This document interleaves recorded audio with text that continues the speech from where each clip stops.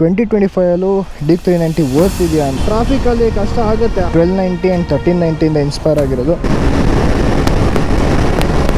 Top end ಸ್ವಲ್ಪ weak ಇದೆ. ಓಡ್ಸಕ್ ಬರ್ದಿದ್ದವರೆಲ್ಲ ಈ ಗಾಡಿ ತಗೊಂಡ್ಬಿಟ್ಟು ನೆಸೆಸರಿ ಆಗಲಿ ಅನ್ನೆಸೆಸರಿ ಆಗಲಿ ಡಿಸೈನ್ ಮಾಡಾಕ್ಬಿಟ್ಟಿದ್ದಾರೆ ಈ ಗಾಡೀಲಿ. KTM ಓಡಿಸಿದ್ದಾರೆ ಅಂತ ನೋಡಿದ್ರೆ ಚಪ್ರೆ ಅಂತಾನೆ.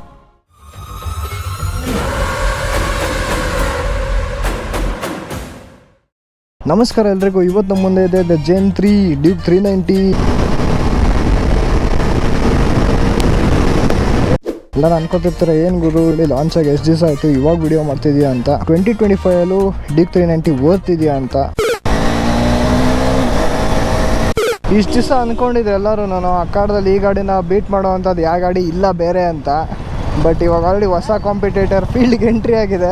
ಈ ಗಾಡಿ ಸೇಲ್ಸ್ ಸ್ವಲ್ಪ ಡೌನ್ ಆಗೋ ಚಾನ್ಸಸ್ ಸ್ವಲ್ಪ ಜಾಸ್ತಿನೇ ಇದೆ. ಬಟ್ ಪ್ರೈಸ್ ಪಾಯಿಂಟ್ ಬಂದರೆ ಆ ಗಾಡಿ ತುಂಬ ದೊಡ್ಡದು. ನಿಮ್ಗೆ ಆಲ್ರೆಡಿ ಗೊತ್ತಾಗಿರುತ್ತೆ ಆ ಗಾಡಿ ಬಗ್ಗೆ ನಾನು ಮಾತಾಡ್ತಾ ಇದ್ದೀನಿ ಅಂತ.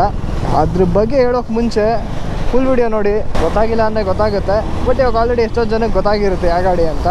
ಈ ಗಾಡಿ ಓಡಿಸಿದೆ ಬಟ್ ಈ ಗಾಡಿ ನಾನು ರಿವ್ಯೂ ಮಾಡಿರಲಿಲ್ಲ ಯಾವತ್ತೂ. ನಾನು ಲಾಂಚ್ ವಿಡಿಯೋ ಹಾಕಿದ್ದೆ ಅಷ್ಟೇ. ಈ ಸ್ಟೈಲಿಂಗ್ ಬಗ್ಗೆ ಮಾತಾಡ್ಬೇಕಂದ್ರೆ 1290 ಆ್ಯಂಡ್ 1390 ಇನ್ಸ್ಪೈರ್ ಆಗಿರೋದು. KTM ಅಂದ್ರೆ ಸ್ಟೈಲಿಂಗ್ ಅಲ್ಲಾಗಲಿ ಪವರ್ ಅಲ್ಲಾಗಲಿ ಎಲ್ಲದರಲ್ಲೂ ಅಗ್ರೆಷನ್ ಇರುತ್ತೆ. ಹಳೆ ಡ್ಯೂಕಲ್ಲೆಲ್ಲ ನೀವು ಸ್ಟೈಲಿಂಗ್ ನೋಡ್ಬೋದು. ಫುಲ್ ಶಾರ್ಟ್ ಆಗಿದ್ದಿದ್ರಲ್ಲಿ ಕಂಪ್ಲೀಟ್ಲಿ ಎಲ್ಲ ಎಕ್ಸ್ಟೆಂಡ್ ಮಾಡಕ್ ಬಿಟ್ಟಿದ್ದಾರೆ ಡಿಸೈನ್. ಮೆಟಲ್ ಟ್ಯಾಂಕ್ ಸಿಗುತ್ತೆ. 15 ಲೀಟರ್ ಫ್ಯೂಲ್ ಟ್ಯಾಂಕ್ ಬರುತ್ತೆ. ಮೈಲೇಜ್ ಬಂದ್ಬಿಟ್ಟು ಅಪ್ರಾಕ್ಸ್ 25 to 28 ಬರುತ್ತೆ. So it's depends on the rider. ಫ್ರಂಟಲ್ಲಿ LED ಹೆಡ್ಲೈಟ್ ಸಿಗುತ್ತೆ. ಅಂದ್ರೆ ಟೈಲೈಟ್ ಕೂಡ LED ಬರುತ್ತೆ. ಹಳೆ ಡ್ಯೂಕಿ ಕಂಪೇರ್ ಮಾಡಿದ್ರೆ ಇದರಲ್ಲಿ ಫ್ರಂಟ್ ಅಂಡ್ ರಿಯರ್ ಎರಡು ಟ್ರಿಮ್ಸ್ ಸೇರಿಸಿ 1.5 kg ರಿಡಕ್ಷನ್ ಆಗಿದೆ. ಅಪ್ ಡಿಸ್ಕ್ ಸಿಗುತ್ತೆ ಇದರಲ್ಲಿ. ಡಿಸ್ಕ್ ಬಂದು ರೋಟರಿ ಕನೆಕ್ಟ್ ಆಗಿರಲ್ಲ, ರಿಮ್ಸಿ ಕನೆಕ್ಟ್ ಆಗಿದೆ. ಡಿಸ್ಕ್ ಸೈಜ್ ನೋಡಿ ಇಷ್ಟೇ ಎಷ್ಟಿದೆ.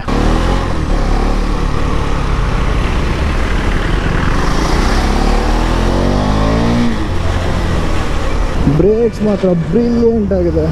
ಟ್ರಿಲಿಸ್ ಚಾಸಿ ಬರುತ್ತೆ. ಹಿಂದೆ ಸಬ್ ಫ್ರೇಮ್ ಬಂದ್ಬಿಟ್ಟು ಅಲ್ಯೂಮಿನಿಯಂ. ಇದು ಕಂಪ್ಲೀಟ್ ಇದೆಲ್ಲ ಚಾಸಿನೇ. ಇದು ಬನಾಸ್ ವಿಂಗಮ್ ಅಲ್ಯೂಮಿನಿಯಂ ಇಲ್ಲಿದೆ ನೋಡಿ. ಅಂಡ್ ಸಸ್ಪೆನ್ಷನ್ ಫ್ರಂಟ್ ಅಲ್ಲಿ WP Apex USG ಫೋಕ್ಸ್ ಬರುತ್ತೆ. ಫ್ರಂಟ್ ಅಲ್ಲಿ ರೀಬೌಂಡ್ ಆಮೇಲೆ ಕಂಪ್ರೆಷನ್ ಅಡ್ಜಸ್ಟ್ ಮಾಡ್ಕೋಬಹುದು ವಿತ್ 5 ಕ್ಲಿಕ್ಸ್. ಸಸ್ಪೆನ್ಷನ್ ಬಂದ್ಬಿಟ್ಟು ನೀವು ಸೆಟ್ ಮಾಡ್ಕೋಬಹುದಲ್ಲ. ಸೊ ಅದಕ್ಕೆ ಅದರದ್ದೇನು ಇಶ್ಯೂ ಇರಲ್ಲ. ನಿಮ್ ಕಂಫರ್ಟಿಗೆ ಪ್ರಕಾರ ನೀವು ಸೆಟ್ ಮಾಡ್ಕೋಬಹುದು. ಡ್ಯಾಂಪಿಂಗ್ ಆಗಲಿ, ಪ್ರೀಲೋಡ್ ಆಗಲಿ, ಕಂಪ್ರೆಷನ್ ಆಗಲಿ.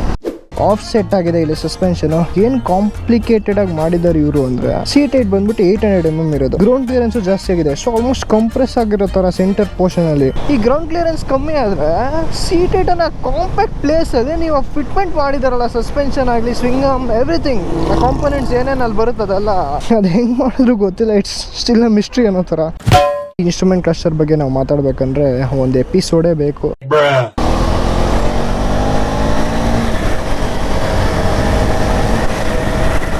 ಪವರ್ ಬಂದ್ಬಿಟ್ಟು ಆಬ್ವಿಯಸ್ಲಿ ಗುರು ಮೆಂಟಲ್. ಜನರೇಷನ್ 1 ಡ್ಯೂಕಿಗೆ ಹೆಂಗಿತ್ತು ಅದೇ ತರನೇ ಹೂಲಿಗೆ ನೇಚರ್ ಹಂಗೆ ಮೇಂಟೈನ್ ಮಾಡಿದ್ದಾರೆ ಈ ಗಾಡೀಲಿ. ಈ ಗಾಡಿಲಿ ಫಸ್ಟ್ ಈ ಇಂಜಿನ್ ಇಂಟ್ರೊಡ್ಯೂಸ್ ಮಾಡಿದ್ದು. ಅದಾದ್ಮೇಲೆ ಇದೇ ಇಂಜಿನ್ ಇವಾಗ ಅಡ್ವೆಂಚರ್ 390 ಯೂಸ್ ಮಾಡಿದ್ದಾರೆ. 399cc LC4C engine.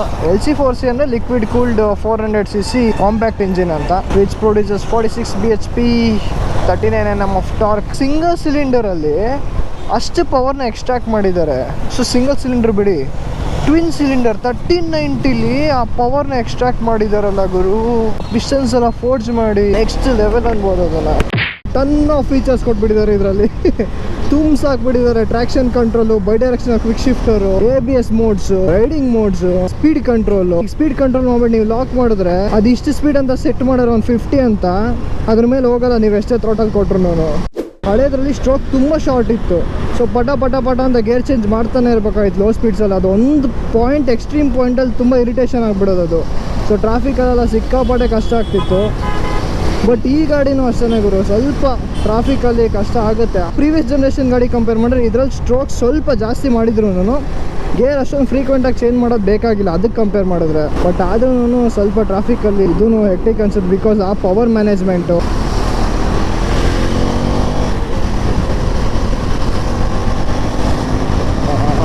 ಇನಿಷಿಯಲ್ ಮಾತ್ರ ಬ್ಯೂಟಿ. ಬಟ್ ಟಾಪ್ ಎಂಡ್ ಹೋಗಲ್ಲ. ಇದು ಟಾಪ್ ಎಂಡ್ ಸ್ವಲ್ಪ ವೀಕ್ ಇದೆ.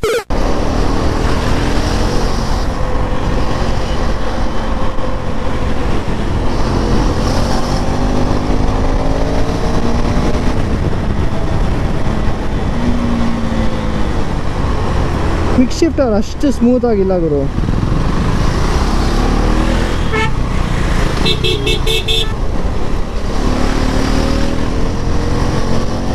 ಕಾಂಪಿಟೇಟರ್ ಯಾರು ಅಂತ ನಿಮ್ಗೆ ಆಲ್ರೆಡಿ ಗೊತ್ತಾಗಿರುತ್ತೆ. ಅಪ್ರಿಲಿಯಾ 21457 ಆಲ್ಮೋಸ್ಟ್ ಪವರ್ ಆಚೆ ಈಚೆ ಇರ್ಬೋದು, ಅದ್ರದ್ದು ಒಂದು 2-3 BHP ಟಾರ್ಕ್ ಜಾಸ್ತಿ ಇರ್ಬೋದು. ಬಟ್ ಈ ಗಾಡಿಗೆ ಇಷ್ಟು ದಿವಸ ಅಕಾರ್ದಲ್ಲಿ ಯಾವ ಗಾಡಿನೂ ಇರಲಿಲ್ಲ ಕಾಂಪಿಟೇಷನ್ ಅಂತ. ಇವಾಗ ಆ ಗಾಡಿ ಬಂದಿದೆ. ಬಟ್ ಇದು ಸಿಂಗಲ್ ಸಿಲಿಂಡರ್, ಅದು ಟ್ವಿನ್ ಸಿಲಿಂಡರು.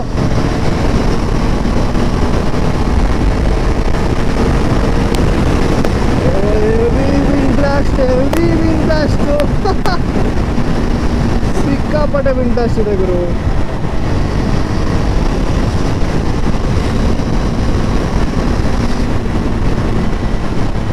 ಅವನ್ ಮಾತ್ರ ಕ್ರೇಜಿ.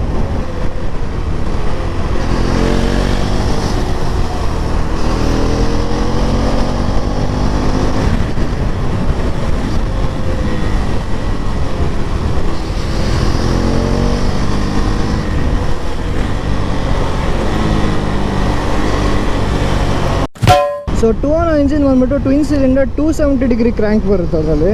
ಸೊ ಅದು ಪವರ್ ಪ್ರೊಡ್ಯೂಸ್ ಮಾಡೋದು ಬಂದ್ಬಿಟ್ಟು 47 BHP and 43 Nm of torque. Almost ಅದಕ್ಕೂ ಪವರ್ ಆಚೆ ಈಚೆನೆ ಅಂತಾನೆ ಹೇಳ್ಬೋದು. 270 ಡಿಗ್ರಿ ಕ್ರ್ಯಾಂಕ್ ಆಗಿರೋದ್ರಿಂದ ಅದರಲ್ಲಿ ಪ್ಲಸ್ ಪಾಯಿಂಟ್ ಏನಂತ ಹೇಳಿದ್ರೆ ಇನಿಷಿಯಲು, ಮಿಡ್ ರೇಂಜ್, ಟಾಪ್ ಎಂಡ್ ಕೂಡ ಮೂರೂ ಬ್ಯಾಲೆನ್ಸ್ ಆಗಿ ಸಕ್ಕದಾಗಿರುತ್ತೆ. ಬಿಕಾಸ್ ಇದು ಬಂದ್ಬಿಟ್ಟು ನಿಮಗೆ ಅಂಡರ್ ಸ್ಕ್ವೇರ್ ಇಂಜಿನ್ ಬರುತ್ತೆ, ಅದ್ರಲ್ಲಿ ಬಂದ್ಬಿಟ್ಟು ನಿಮಗೆ ಸ್ಕ್ವೇರ್ ಇಂಜಿನ್ ಬರುತ್ತೆ. ಸೊ ಅದೇನು ಅಂತ ನಿಮ್ಗೆ ಆ ವ್ಲಾಗಲ್ಲಿ ಎಕ್ಸ್ಪ್ಲೈನ್ ಮಾಡಿದ್ದೀನಿ, ಅದನ್ನು ಚೆಕ್ಔಟ್ ಮಾಡಿ. ಡಿಸ್ಕ್ರಿಪ್ಷನಲ್ಲಿ ಲಿಂಕ್ ಇರುತ್ತೆ ಆ ಬ್ಲಾಗ್ದು, ಅಪ್ರಿಲಿಯಾ RS 457 ಅದರಲ್ಲಿ ಹೇಳಿದ್ದೀನಿ ಇದ್ರ ಕ್ಯಾರೆಕ್ಟರ್ ಯಾವ ಥರ ಅಂತ. ಇನಿಷಿಯಲು ಮಿಡ್ ರೇಂಜ್ ಸಖತ್ ಸ್ಟ್ರಾಂಗ್ ಆಗಿರುತ್ತೆ. ಬಟ್ ಪ್ರೈಸಿಂಗಲ್ಲಿ ಸ್ವಲ್ಪ ಡಿಫ್ರೆನ್ಸ್ ಇದೆ, ಅದು ಸ್ವಲ್ಪ ಇದಕ್ಕಿಂತ ಜಾಸ್ತಿ ಇದೆ. 2024 ನಾವು ಈ ಗಾಡಿನ ಪ್ರಿಫರ್ ಮಾಡ್ತಿದ್ವಿ, ಈ ಗಾಡಿ ತಗೋಗೋರು ಹಂಗಿದೆ ಅಂತ. ಬಟ್ ಇವಾಗ ಮಾರ್ಕೆಟಿಗೆ ಆ ಗಾಡಿ ಬಂದಾದ್ಮೇಲೆ ಸ್ವಲ್ಪ ಯೋಚನೆ ಮಾಡ್ಬೇಕು ಎಲ್ಲರೂ. ಈ ಗಾಡಿ ತಗೋಬೇಕಂತ ತಲೆಯಲ್ಲಿದ್ರೆ ಆ ಗಾಡಿ ಮಾತ್ರ ಮೆಂಟಲ್ ಸೀರಿಯಸ್ಲಿ.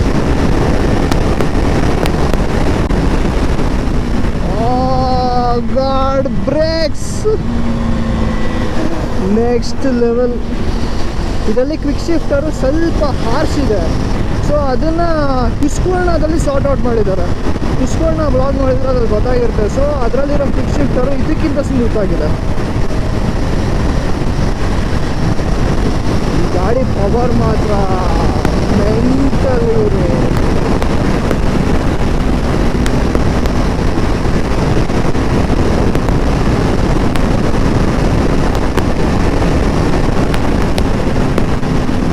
ತುಂಬ ಚಿಕ್ಕ ಗಾಡಿಯಿಂದ ಈಗ ಒಂದು 100cc 200cc ಗಾಡಿಯಿಂದ ಅಪ್ಗ್ರೇಡ್ ಆಗಬೇಕು ಅಂದ್ಬಿಟ್ಟು ಡೈರೆಕ್ಟ್ ಈ ಗಾಡಿನ ತೊಗೊಂಡ್ರೆ ತುಂಬ ಕಷ್ಟ ಇದನ್ನು ಹ್ಯಾಂಡಲ್ ಮಾಡೋದು.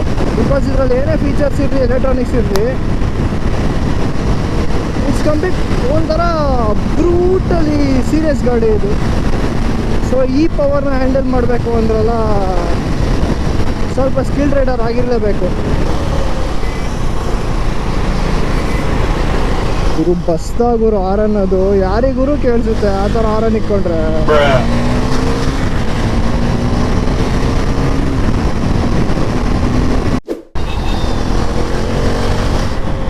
ಚಪ್ರಿ ಅಂತಾರಲ್ಲ, ಅದೇನು ಪ್ರಾಬ್ಲಮ್ ಆಗಿದ್ದು ಅಂದರೆ ಫಸ್ಟ್ ಇಂಡಿಯಾ KTM ಬಂದಾಗ ಕಮ್ಮಿ ರೇಟಿಗೆ ಕೊಟ್ಬಿಟ್ರು ಗಾಡಿನ. ಅದು ಈ ಥರ ಮೆಂಟಲ್ ಪವರ್ ಇರೋ ಗಾಡಿ ಅವಾಗ ಇಂಡಿಯಾದವ್ರು ಎಕ್ಸ್ಪೀರಿಯೆನ್ಸೇ ಮಾಡಿರಲಿಲ್ಲ. ಸೊ ಅವಾಗೆಲ್ಲ ಏನು ಕಿಂಗ್ ಅಂತ ಇದ್ದಿದ್ದಂದರೆ ಪಲ್ಸರ್ ಪವರೇ ಬೇಜಾನಾಗ್ಬಿಟ್ಟಿತ್ತು ಅವಾಗ. ಪಲ್ಸರ್ ಆಮೇಲೆ ಅಪಾಚಿ ಪವರು. ಆ ಟೈಮಲ್ಲಿ ಬರಗಾಲದಲ್ಲಿ ನೀರು ಬಂದ್ಬಿಟ್ಟಂಗೆ ಗಾಡಿ ಲಾಂಚ್ ಮಾಡಿದ್ರು ಅವರು. ಕಮ್ಮಿ ರೇಟಲ್ಲಿ ಬೇರೆ ಬಿಟ್ರಾ, ಓಡ್ಸಕ್ಕೆ ಬರ್ದಿದ್ದವರೆಲ್ಲ ಈ ಗಾಡಿ ತೊಗೊಂಡ್ಬಿಟ್ರು. ಈ ಗಾಡಿನ ಹ್ಯಾಂಡಲ್ ಮಾಡೋ ತಾಕತ್ತು ಇರಲಿಲ್ಲ ಅವಾಗ. ಸಿಕ್ತವರೆಲ್ಲ ಈ ಗಾಡಿ ತೊಗೊಂಡ್ಬಿಟ್ರು. ಇನ್ನೇನಾಗುತ್ತೆ ಅವಾಗ ಹ್ಯಾಂಡಲ್ ಮಾಡೋಕ್ಕೆ ಬರಲಿಲ್ಲ ಅಂದರೆ ಆಕ್ಸಿಡೆಂಟ್ಸ್ ಆಗೋದು. ಚಪ್ರಿಗಳು ಬೈಕ್ ಓಡ್ಸೋಕ್ಕೆ ಬಂದ್ರೂ ಬೈಕ್ ಬಗ್ಗೆ ಏನಂತ ಗೊತ್ತಿರಲ್ಲ, ಒಂದು ಪ್ರಾಪರ್ ಗೇರ್ ಹಾಕಲ್ಲ, ಹೆಲ್ಮೆಟ್ ಹಾಕಲ್ಲ, ಏನೂ ಇಲ್ಲ. ನೇಮ್ ಟ್ಯಾಗ್ ಅವರಿಂದ ಗಾಡಿ ಕಂಪನಿಗೂ ಬಂತ ನೇಮ್ ಟ್ಯಾಗ್. ಅದೇ ಥರ ಜನ KTM ಓಡಿಸಿದ್ದಾರೆ ಅಂತ ನೋಡಿದ್ರೆ ಚಪ್ರಿ ಅಂತಲೇ ನೋಡ್ತಾರೆ. ಬಟ್ ರಿಯಲಿ ಈ ಗಾಡಿ ಬಗ್ಗೆ ಗೊತ್ತಿರೋರು ಯಾರೂ ಗಾಡಿ ಬಗ್ಗೆ ಮಾತಾಡೋಲ್ಲ, ಜನದ ಬಗ್ಗೆ ಮಾತಾಡಿದ್ರು. KTM ಮಾಡೋ ಥರ ಇಂಜಿನಿಯರಿಂಗ್ ಆಗಲಿ ಬೇರೆ ಯಾವ ಗಾಡಿನೂ ಮಾಡೋಕ್ಕೆ ಸಾಧ್ಯ ಇಲ್ಲ. BMW ಆಗಿರಲಿ, ಇವ್ರ ಸ್ಪೆಷಾಲಿಟಿಗೆ ತಕ್ಕದ್ದು. ಬಟ್ ಇವ್ರ ಸ್ಪೆಷಾಲಿಟಿಗೆ ತಕ್ಕದ್ದು ಇವ್ರು ಮಾಡ್ತಿದ್ದಾರೆ. 2025 ಅಕಸ್ಮಾತ್ ಯಾರಾದರೂ ಕೇಳಿದ್ರೆ ಇದೇ ಗಾಡಿ ತೊಗೋಬೇಕಾ ಆರೆಲ್ಸ್ ಈ ಗಾಡಿ ತೊಗೋಬೇಕು ಅಂತ ನಿಮ್ಮ ತಲೆಯಲ್ಲಿ ಇದ್ದರೆ ಇನ್ನೊಂದು ಕಡೆನೂ ಯೋಚನೆ ಮಾಡಿ. ಅಪ್ರಿಲಿಯಾ ಇದೆ, ಇದಕ್ಕೆ ಪ್ರಾಪರ್ ಟಕ್ಕರ್ ಕೊಡೋ ಗಾಡಿ ಅದು. It's a twin cylinder. Price ಸ್ವಲ್ಪ ಜಾಸ್ತಿ ಆಗಿದ್ರು ಇದಕ್ಕೆ ಕಂಪೇರ್ ಮಾಡಿದ್ರೆ ಆ ಗಾಡಿ ಬಗ್ಗೆನೂ ಸ್ವಲ್ಪ ಯೋಚನೆ ಮಾಡಬೇಕು. ಅದ್ರದ್ದು ಸಿಟಿ ಒಳಗಡೆ ಎಲ್ಲ ಓಡಿಸೋದು ಸಿಕ್ಕಾಪಟ್ಟೆ ಕಷ್ಟ. ಬೈಕ್ ನಿಮಗೆ ಲೈಟ್ ವೇಟ್ ಆಗಿರ್ಬೋದು, ಬಟ್ ಆ ಪವರು ಆಮೇಲೆ ಆ ಗೇರಿಂಗ್ ರೇಷಿಯೋ ಎಲ್ಲ ನಿಮಗೆ ಸಪೋರ್ಟ್ ಮಾಡಲ್ಲ. ಸ್ವಲ್ಪ ಫ್ರಸ್ಟ್ರೇಟ್ ಆಗಿಬಿಡ್ತೀರ, ಸ್ವಲ್ಪ ಟೆನ್ಷನಲ್ಲಿ ಇರ್ತೀರ ಗಾಡಿ ಓಡಿಸ್ಬೇಕಾರೆ. ಆ ಥರ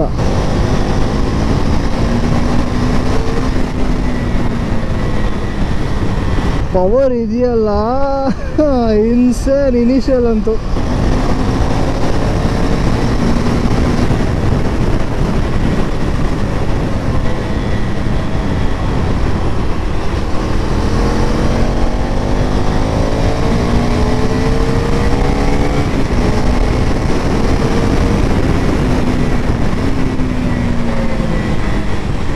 ಇದು ಇನಿಷಿಯಲಲ್ಲಿ ಫಸ್ಟ್ ಸ್ಲಾಟಲ್ಲಿ ಬಂದಾಗ ಇಂಜಿನ್ ಪ್ರಾಬ್ಲಮ್ಸ್ ಇತ್ತಿದ್ದು, ಸ್ವಲ್ಪ ಇಂಜಿನ್ ಸೀಸ್ ಆಗೋದಾಗಿರಲಿ, ಕೂಲೆಂಟ್ ಸ್ವಲ್ಪ ಲೀಕ್ ಆಗೋದಾಗಿರಲಿ, ಸ್ವಲ್ಪ ಮೈನರ್ ಇಶ್ಯೂಸ್ ಇತ್ತು. ಬಟ್ ಇವಾಗ ಬಂದಿರೋ ಸ್ಲಾಟ್ಸ್ ಎಲ್ಲಾದರೂ ಸಾರ್ಟ್ ಔಟ್ ಮಾಡಿದ್ದಾರೆ, ಇಶ್ಯೂಸೇ ಇಲ್ಲ ಅಷ್ಟು ಇಂಜಿನಲ್ಲಿ. ಸೊ ನಾವು it's been proved and trusted. 373cc engine ತುಂಬ ಚೆನ್ನಾಗಿತ್ತು, ಅದರಲ್ಲಿ ಏನೇನು ಇಶ್ಯೂಸ್ ಇರಲಿಲ್ಲ. ನೆಗೆಟಿವ್ ಸೈಡ್ ಅಂತ ಬಂದರೆ ವೈಬ್ರೇಷನ್ಸ್ ಇದೆ ಸ್ವಲ್ಪ, ಬಿಕಾಸ್ ಸಿಂಗಲ್ ಸಿಲಿಂಡರ್ ಆಗಿರೋದ್ರಿಂದ ಏನೂ ಮಾಡೋಕ್ಕಾಗಲ್ಲ. ಸೀಟ್ ಸ್ವಲ್ಪ ಹಾರ್ಡ್ ಇದೆ, ಲಾಂಗ್ ಟೂರಿಂಗ್ ಎಲ್ಲ ಹೋಗ್ತೀರಾ ಅಂದರೆ ಕಷ್ಟ ಆಗುತ್ತೆ. ಹಳೆ ಗಾಡಿದೆ ಸಿಕ್ಕಾಪಟ್ಟೆ ಶಾರ್ಟ್ ಸ್ಟ್ರೋಕ್ ಇತ್ತು, ಪಟ ಗೇರ್ ಚೇಂಜ್ ಮಾಡಬೇಕಾಗಿತ್ತು. ಇದು ಸ್ವಲ್ಪ ಈಗ ಥ್ರಾಟಲ್ ಕೊಟ್ಬಿಟ್ರೆ ಎಳ್ದಿಡುತ್ತೆ ಹಿಂಗೆ, ನೀನು ಗೇರ್ ಚೇಂಜ್ ಮಾಡು ಅಂತ. ಸೊ ಆ ಥರ ಕ್ಯಾರೆಕ್ಟರ್ ಇದು ಕೂಡ. ಕರ್ವ್ಡ್ ರೇಡಿಯೇಟರ್ ಕೊಟ್ಟಿದ್ದಾರೆ, ನಿಮ್ಗೆ 2 ಫ್ಯಾನ್ ಬರ್ತಿದ್ರಲ್ಲಿ. So cooling is better. ನನಗೆ ಅಷ್ಟೊಂದು ಹೀಟ್ ಫೀಲ್ ಆಗಿಲ್ಲ ಇವಾಗ. ಆರೆಂಜ್ ಕಲರ್ ತೊಗೊಂಡು ಆರೆಂಜ್ ಸೀಟ್ಸ್ ತೊಗೊಂಡ್ರೆ ಗತಿ ನೋಡ್ರಪ್ಪ ಇದೇ ಆಗೋದು. ಆರೆಂಜ್ ಹೋಗ್ಬಿಟ್ಟು ಬ್ಲ್ಯಾಕ್ ಆಗುತ್ತೆ ಎಲ್ಲನೂ. ಸೊ ಫೋಟೋಗಳು ಇಟ್ಕೊಂಬೋಣ. ಅಪ್ಡೇಟ್ಸ್ಗೆ ಇನ್ಸ್ಟಾಗ್ರಾಮಲ್ಲಿ ಫಾಲೋ ಮಾಡಿಬಿಟ್ಟು. ಇದ್ರ ವೀಲ್ ಬೇಸ್ ಕೂಡ ತುಂಬ ಶಾರ್ಟ್ ಆನ್ ಮಾಡಿದ್ದಾರೆ ಪ್ರೀವಿಯಸ್ ಜನರೇಷನ್ಗೆ ಕಂಪೇರ್ ಮಾಡಿದ್ರೆ. ಬೈಕ್ ಹೇಳ್ಬೇಕಂದ್ರೆ ಇಟ್ಸ್ ಕಂಪ್ಲೀಟ್ ಮಾಸ್ಟರ್ ಪೀಸ್ ಗುರು. ಬಟ್ ಹಾನೆಸ್ಟ್ ಆಗಿ ಹೇಳ್ಬೇಕು ಅಂದರೆ ಪ್ರೀವಿಯಸ್ ಜನರೇಷನ್ ಡ್ಯೂಕ್ ಅಷ್ಟು ಈ ಗಾಡಿ ಸೇಲ್ ಆಗಿಲ್ಲ. ಆ್ಯಂಡ್ ಇವಾಗ ಕೂಡ ನಿಜ ಹೇಳ್ಬೇಕಂದ್ರೆ 457 ಬಂದಿರೋದ್ರಿಂದ ಸ್ವಲ್ಪ ಹೊಡ್ತಾ ಬೀಳುತ್ತೆ ಇದಕ್ಕೆ, ಅದು ಇಂಡಿಯನ್ ಮಾರ್ಕೆಟಲ್ಲಿ. ಬಿಕಾಸ್ ಇದು ಕಾಂಪಿಟೇಷನ್ ಅಂತ ಯಾವ ಗಾಡಿನೂ ಇರಲಿಲ್ಲ ಇದ್ರ ಪವರ್ಗೆ, ಇದ್ರ ಡಿಸೈನ್ಗೆ, ಇದ್ರ ಫೀಚರ್ಸ್ಗೆಲ್ಲ. ಬಟ್ ನಾವು it's not same as before. ಸರಿ ಗೆಳೆಯರೆ, ಇದೊಂದು ಸಣ್ಣ ಓವರ್ ವ್ಯೂ ವಿಡಿಯೋ ಅಷ್ಟೇ ಡ್ಯೂಕ್ 390 ಮೇಲೆ. ಸೊ 2025 ಈ ಗಾಡಿ ತೊಗೋಬೋದಾ ಅಂತ ನೀವು ಕೇಳಿದ್ರೆ ಯೋಚನೆ ಮಾಡಿ ನೀವೇ, ಆಪ್ಷನ್ಸ್ ಇದೆ. ಮುಂದಿನ ವಿಡಿಯೋದಲ್ಲಿ ಸಿಗೋಣ. Tata and bye bye.